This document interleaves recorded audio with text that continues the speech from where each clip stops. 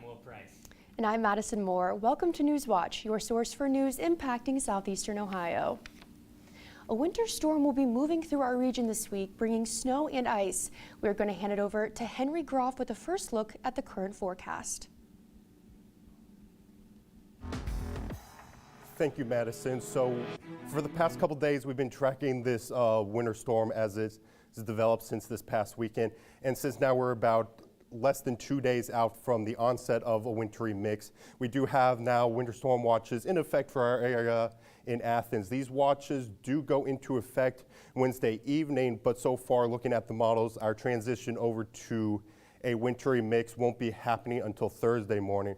So we will most likely start to see these watches go over to warnings overnight tonight and into tomorrow morning. So looking at our setup for our wintry mix, sorry that the graphics aren't moving right now. But as we look forward to our wintry mix, we're going to be first starting off with rain on Wednesday, which is why we're a little bit concerned with this system, because rain is going to hamper any pre-treatment of the road. So by the time we go over to a rain and ice mix on Thursday, we're going to be seeing those roads really start to ice up as temperatures start to fall below freezing. We're going to be starting off with the rain and mix on Thursday. Central Ohio is going to see more snow closer to Columbus and a little bit of ice. But as we head into southeastern Ohio around Athens, we could see some significant icing possible. So power outages is possible on Thursday. And looking at our headlines for this week, we're going to be still tracking that winter storm. Going to be seeing some clearing on Friday. And we're also going to be seeing a very cold weekend ahead. But for now, I'm going to be handing it back to Madison. Thanks, Henry. To stay up to date with information on the storm, follow us on Twitter at outlet_WOUB. Ohio's Medicaid director is taking issues with a report from a progressive think tank. The group suggests millions of people in the program could have their health care interrupted because of a change that takes effect in July. Medicaid participants will be notified soon, and they must confirm which of 7 managed care plans they want. People who have been in Medicaid have not had to that if they wanted to stay with their plan. Those who do not respond could be assigned to different plans later this year, but Ohio Medicaid Director Maureen Karakin says they can always switch back. Still have a choice even if they hadn't responded previously. So prioritizing choice is number one. As many as 80,000 Ohioans could be moved to the new plans that need participants, but Karakin says they can change back until the end of November. The group in Innovation Ohio suggested those reassignments could disrupt health care, but Karakin says careful matching should mean that won't happen.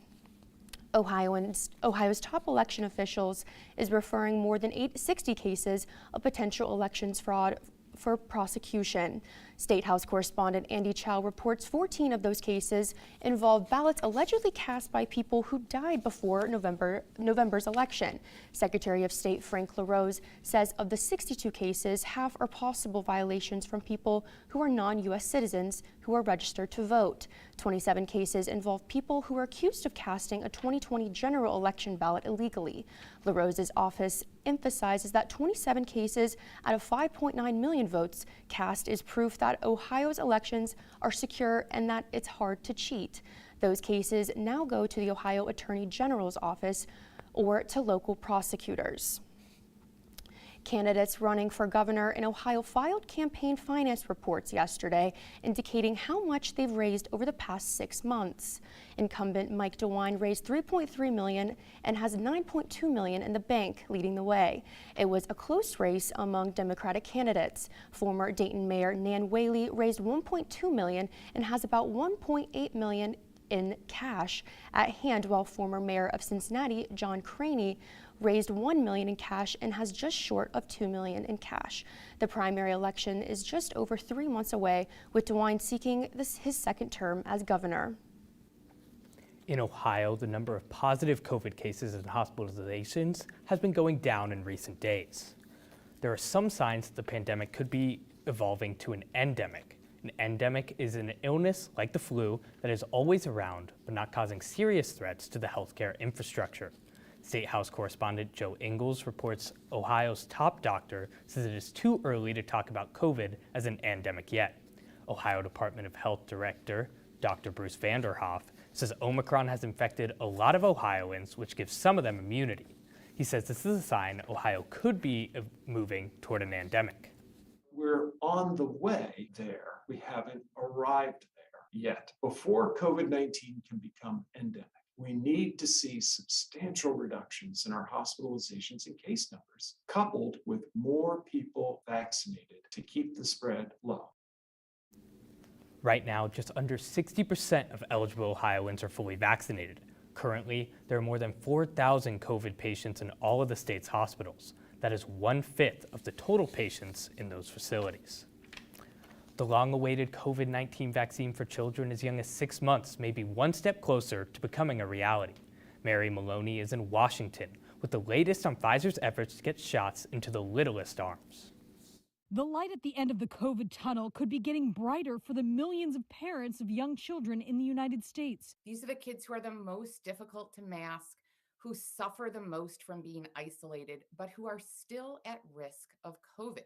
Pfizer is expected to seek emergency use authorization from the U.S. Food and Drug Administration for a 2-dose COVID-19 vaccine regimen for children ages 6 months up to 5 years as early as Tuesday, according to a person familiar with the company's plan. Dr. Paul Offit, who's been serving as a member of the FDA Vaccine Advisory Committee, says he anticipates they will look at the data on February 15th.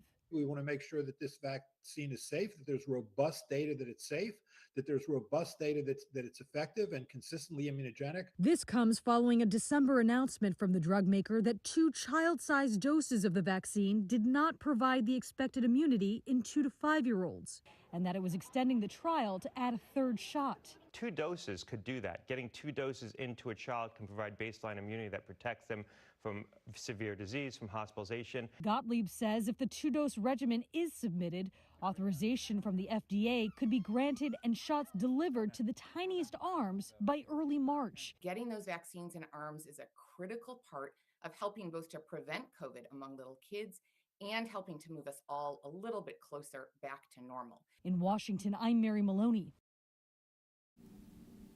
As Pfizer Biotech seeks emergency use authorization for its COVID-19 vaccine for children from 6 months old to 5 from the Food and Drug Administration, there's been a rise in young adults getting vaccinated. According to a Kaiser Family Foundation survey released Tuesday, 61% of parents of 12 to 17-year-olds say their children have received at least 1 shot. That's up from the 49% reported in November. About 20% of those have received a booster shot. The findings in the study are from information gathered from more than 1,500 U.S. adults. Historically Black colleges and universities around the country are receiving their second day of bomb threats, coinciding with the start of Black History Month. And President Biden is meeting with Senate Judicial Committee members about the potential to select a new justice by the end of the month. These stories and more when Newswatch returns. Lace up those sneakers and hit the hardwood, because Hardwood Heroes is back. Every Sunday night, we are bringing you the best basketball that the Tri-Valley Conference has to offer. Who will sit atop the TVC Ohio and TVC Hawking? Find out when you tune into WOUB Sunday nights at 11 and Monday nights at 6. And throughout the week, follow along on social media for scores, highlights, and more. We're excited to see you back on the courts, and as always, we're reminding you to be heroic.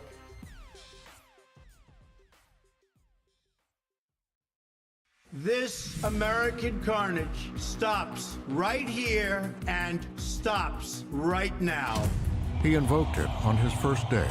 America first. He incited it through the rest of his presidency. The Republicans understood the bargain that they were making with Donald Trump.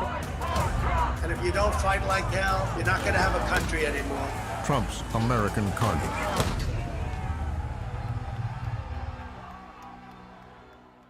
To white Americans or black Americans, what everybody wants is an equal chance to have a piece of the action. Homeownership to me, it means freedom. It is the backbone of America. For Black Americans, it doesn't work that way. I didn't really understand how segregated the city was. It's also now trapped poor white people. Those struggles are shared struggles. The last generation standing is the one that's going to have to pick up the bill. Owned, A Tale of Two Americas. Monday, February 7th on Independent Lens.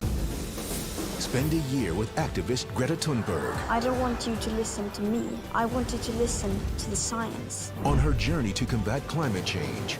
We cannot look away from this crisis anymore. From the front lines of environmental science. We know we're not bringing this glacier back. To speaking truth to power. You haven't seen anything yet. This is Greta Thunberg, a year to change the world.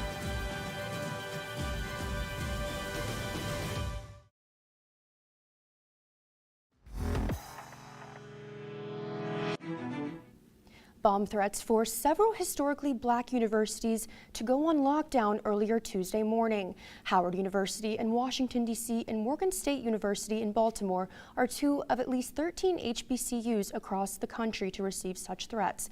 Authorities at Howard have determined there is no actual threat and reopened the campus after sweeping it for suspicious activity. Morgan State is still assessing the situation. At least 13 schools in Florida, Georgia, Louisiana, Kentucky, and Mississippi also received threats Tuesday. That comes after at least 6 HBCUs across the country received bomb threats Monday. Howard University has received 3 such threats so far this year. Today marks the start of Black History Month. Yesterday, White House Press Secretary Jen Psaki. I will say that these are certainly disturbing, and the White House is in touch with the interagency partners, including federal law enforcement leadership on this. We're relieved to hear that Howard and Bethune-Cookman universities have been given the all clear and will continue to monitor these reports. The President is aware. I don't believe he's received a formal briefing, but he is aware of these reports, and obviously, as you noted, law enforcement authorities would be running point. President Joe Biden is still considering who he wants to nominate to the Supreme Court. A vacancy is opening up when Justice Stephen Breyer retires at the end of this term. Biden reiterated that he wants input from the Senate while meeting in the Oval Office Wednesday with Senate Judiciary Chair Dick Durbin and Ranking Member Chuck Grassley. It says advise and consent, advice and consent. And I'm serious when I say it, that I want the advice of the Senate as well as consent, we can arrive on who the nominee should be. Biden says he plans to uphold his campaign pledge to appoint the first black woman to the U.S. Supreme Court. He says he wants someone with character who believes there are rights in the Constitution that are not expressively dictated. Biden is hoping to reach a decision by the end of the month. Senator Chuck Schumer addressed the Senate today, saying he thinks the courts should be more diverse. If our democracy is to prosper in the 21st century, the American people must have confidence that our federal courts will faithfully adhere to the solemn principle, equal justice under law. The more our judges reflect our nation's vibrancy and rich diversity, the more effectively they will be able to administer equal justice. Another top aide to former Vice President Mike Pence is meeting with the January 6th committee. A source familiar with the matter confirmed Greg Jacob was scheduled to appear today before the panel. Jacob's meeting with the committee comes after Pence's former chief of staff, Mark Short, sat for an interview last week. Short gave lengthy testimony under subpoena. His testimony is the most significant sign to date that Pence's team is cooperating with the probe. Short was with Pence at the Capitol on January 6th. The panel is still unsure whether Pence himself will testify. The leader of the Oath Keepers is set to testify before the lawmakers investigating the U.S. Capitol riots. Stuart Rhodes will answer questions from the House Select Committee tomorrow when he appears virtually.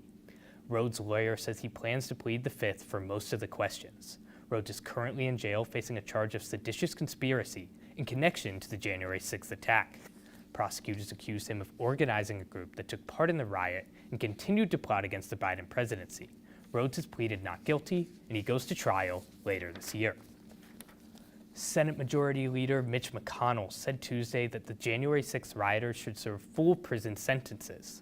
That's in contrast to former President Trump's recent comments that he could pardon them if he became president again. The Department of Justice has charged more than 700 people in connection with the attack on the Capitol. The view is, I would not be in favor of shortening any of the sentences for any of the people who pleaded guilty to crimes. Trump's comments have drawn criticism from several other Republicans. Trump ally and South Carolina Republican Senator Lindsey Graham called the comments inappropriate, saying people who were convicted on crimes related to the Capitol riot deserve to, quote, get the book thrown at them. Restaurants may never be the same.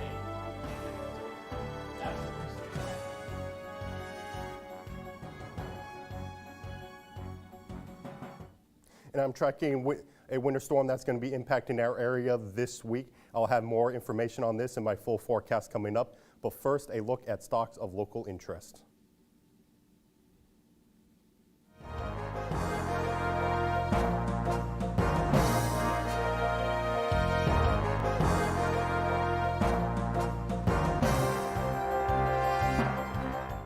This American carnage stops right here and stops right now.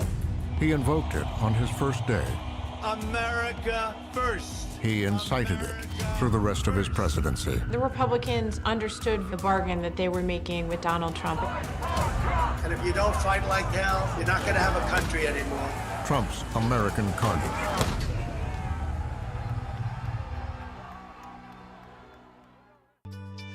This is making me emotional. On Finding Your Roots, Mario Lopez. Man, I'm just blessed to be born when I was.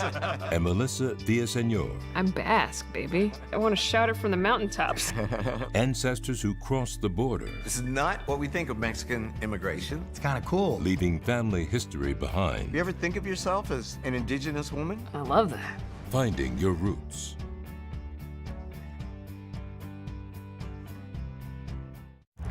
Next time on Unforgivable Blackness. Jack Johnson stands atop the boxing world, but his world is about to come crashing down. Certain unfair persons decided that they could not get me one way, they would another. Don't miss the conclusion of Unforgivable Blackness, the rise and fall of Jack Johnson.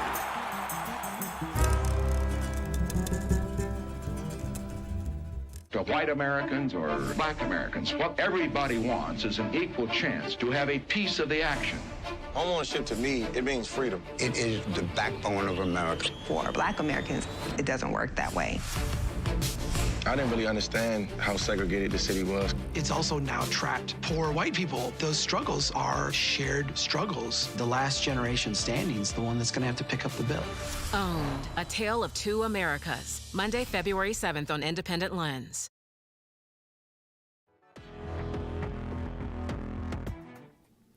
Welcome back to Newswatch. I'm forecaster Henry Groff taking a full look at our weather for this week. And we're going to start off with the surface features where you do see we have a cold front out to our west. That is going to be the setup for round one of this winter storm we're going to be seeing this week. That'll be moving in Wednesday and Thursday. And to our south, we have a low pressure out in Texas. That's going to be round two. That'll be moving in Thursday night. Right now, we do have precipitation developing out in Indiana and Illinois. That's going to be turning over to snow overnight, but for us, it's going to be start as rain on Wednesday. Looking at our forecast for tonight, we're going to be looking at mostly clear skies starting at around 8 p.m. It's going to be warm with temperatures at around 40 degrees. By midnight, we do see winds will start to decrease, so we're going to be seeing calm winds. Lows is going to be at around 39 degrees, but we will be seeing increasing clouds as that cold front comes closer to our region. Ahead for tonight in Athens, we're going to be seeing a low of around 32 degrees. Partly cloudy skies. Clouds will increase after midnight, and we're going to be seeing calm winds. Looking at the surface features for tomorrow, but first regional for tonight. Athens is going to be around 32 tonight. Columbus and northern areas are going to be at around 35 degrees. And Ironton and Ripley will also be at around 34. Looking at the surface features for tomorrow, we do see widespread wintry mix start to move in for our area for tomorrow night after this cold front moves through. We're still trying to identify what time it's going to be because some models have been moving towards overnight tomorrow and some have been Thursday night. So we will have more details on that on tomorrow's show. But looking at tomorrow morning weather, we're going to be starting with cloudy skies. Temperatures are going to be quickly warming up to around 44 degrees, and our rain chances will start to increase in the afternoon. Looking at the high for tomorrow is going to be around 48. Some areas may reach 50 degrees, and we will have a wind from the south at around 5 miles per hour. And looking across the region for tomorrow, temperatures are going to be relatively warm, but don't let that fool you about this winter weather coming in, because by the time the cold front moves through, temperatures will start to drop. But first, looking at our hazards for our winter storm, we're going to be seeing mostly snow in central Ohio, but for southeast Ohio, including Athens, we're going to be mostly ice. So make sure to follow the forecast to see when that's going to be moving in. But looking at the 7-day forecast, Friday, we'll see snow in the morning at around 50% chance, but it'll start to clear out. But behind that, we're going to be seeing really cold temperatures for this weekend. I'm going to be handing it back to Will. Thank you, Henry.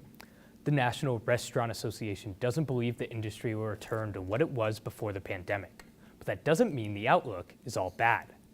The trade group released its 2022 State of the Restaurant Industry Report. In it, experts say this year is the start of a new normal, thanks to emerging technology and changes in consumer behavior and dining preference. The group forecasts $898 billion in sales in 2022. That's up from $864 billion in 2019. Despite the positive outlook, only 25% of restaurant operators believe their restaurant will be more profitable this year. They say they are facing several challenges, including finding and keeping employees, rising costs, supply chain issues, and a smaller consumer base. Coming up in sports, Ohio men's basketball returns to the convo following a dominant road victory. And Ohio football is set to name another defensive coaching hire. Be sure to stay tuned to WOUB. Here's a look at what's coming up tonight on your public television station.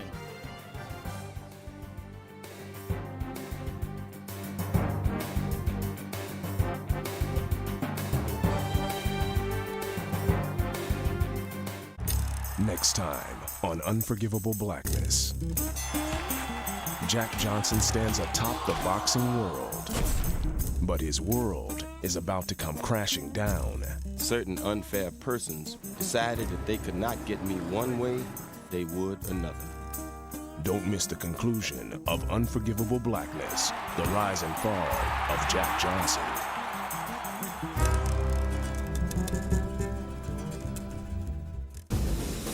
Spend a year with activist Greta Thunberg. I don't want you to listen to me. I want you to listen to the science. On her journey to combat climate change. We cannot look away from this crisis anymore. From the front lines of environmental science. We know we're not bringing this glacier back. To speaking truth to power. You haven't seen anything yet. This is Greta Thunberg, a year to change the world. PBS Passport gives you access to a phenomenal library of drama, history, science, and performance programs. You can watch whenever you want with the PBS app. Passport is the most popular member benefit we've ever offered. But did you know that you can receive access to Passport by donating your car, truck, or boat? Well, you can. So put that vehicle you no longer need to good use. Go online or give us a call right now to donate it. And thanks. Next time on Antiques Roadshow, we've got treasures with priceless memories. What did people say when they saw you hauling around this big bat? Well, it did stick out. Yeah. It did stick out when I walked around with the show. They said, oh, you think you can hit with that bat? You think you can? It's very impressive, really. I had no idea. I don't know what to say. It's Antiques Roadshow, next time from Sands Point Preserve in Sands Point, New York.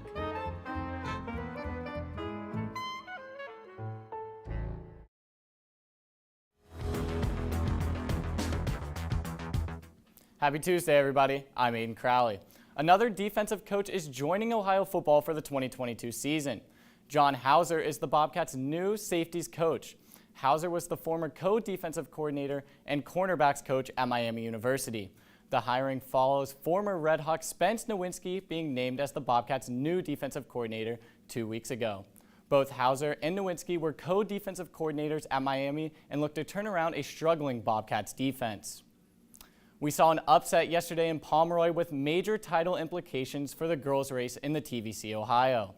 The Megs Marauders played host to the Alexander Spartans, who came into the contest tied at the top of the conference with Vinton County. It was a physical, defensive game as the Marauders grabbed a number of steals that turned into points on the other end. The crucial 65-55 win was extra special for Megs Mallory Hawley. The senior forward is one of the all-time greats in Marauder history, only needing 29 points to surpass the all-time scoring record. Head coach Heath Hudson says Hawley has had an historic career. Yeah, she's earned a lot of accolades here, but most of all, respect from her teammates and her coaches and her peers. I think is probably the best thing that she'll take away from here.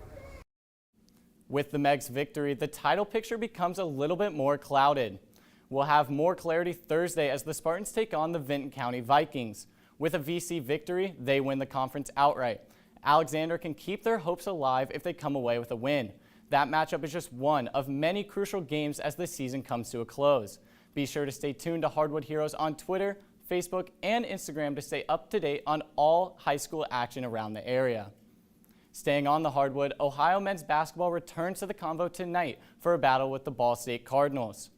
The Bobcats come off a dominant 75-53 victory in Buffalo Friday. MAC co-player of the week Mark Sears has the hot hand after his 27-point performance against the Bulls. Ball State comes into the Convo winners of their last 3 MAC matchups against Miami, Northern Illinois, and Western Michigan. The contest kicks off the first of 6 games in 12 days for Ohio. The Bobcats' late-season gauntlet includes a rematch with Toledo a week from today as Ohio looks to avenge their only MAC loss of the season. Tip for tonight's matchup is set for 7:30. If tonight's matchup isn't enough Bobcat on Cardinal action for you, the women's team plays host to Ball State tomorrow. The Bobcats look to bounce back following a disappointing 74-64 defeat against Western Michigan Saturday. Ohio struggled defending the perimeter in that one as the Broncos knocked down 15 from behind the arc. It's an area the Bobcats must improve on before they hit the court. Ball State tallied 10 from 3, shooting an impressive 36% from downtown against Buffalo Wednesday. Tip is set for 7 p.m. tomorrow in the Convo. That's it for sports. Back to you, Will. Your Super Bowl party might need 2 kegs this year, one full of beer and another full of chili cheese dip. Hormel unveiled its Hormel chili cheese keg, and fans have a chance to win it. The company says there is a fully functioning half-barrel keg that can hold up to 15 gallons of dip. The keg features a tap handle shaped like a chili can, a pump to pour out the dip, and an adjustable internal heating element to keep the dip from getting cold. And it is also refillable. Hormel has set up a sweepstakes page, HormelChiliCheeseKeg.com, where people can enter to win it. Fans have until February 6th to enter. Hormel says it will deliver the keg to the winner's home on Super Bowl Sunday. Looking at the final weather for tonight, we're going to be seeing rain move in tomorrow with temperatures in the upper 40s. We're going to be looking at temperatures in the low 50s down south and temperatures in the low 40s towards the north. We'll start to see rain move in and then turn over to ice and snow Thursday morning. And then Friday, we start to see some snow showers, and it should clear up for this weekend. I'm going to be handing it back to Will and Madison. And that does it for our broadcast this evening. Thanks for watching. I'm Madison Moore. Stay tuned for the PBS NewsHour coming up next. And remember, you can find the latest news anytime at woub.org. Have a great night.